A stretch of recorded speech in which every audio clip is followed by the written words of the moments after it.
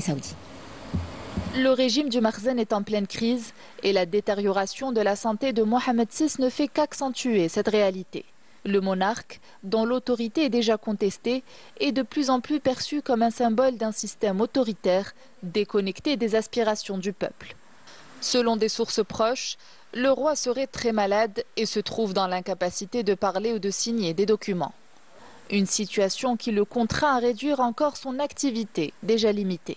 Sa faiblesse physique renforce l'impression d'un pouvoir qui s'effrite, incapable de répondre aux besoins urgents d'une population confrontée à des injustices croissantes.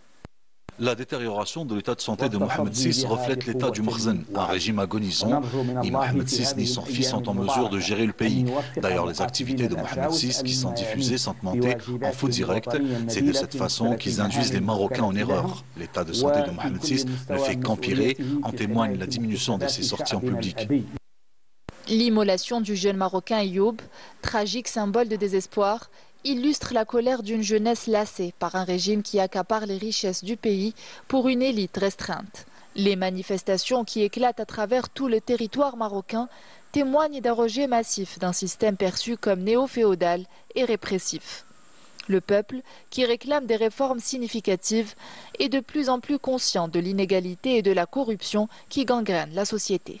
L'incapacité croissante de Mohamed VI à gouverner efficacement soulève de sérieuses interrogations sur l'avenir de la monarchie, confrontée à une contestation populaire qui ne cesse de croître, et suscite de plus en plus les interrogations de la presse internationale, à l'image du journal espagnol El Confidencial, qui met en doute les capacités de Mohamed VI à mener le pays à bon port.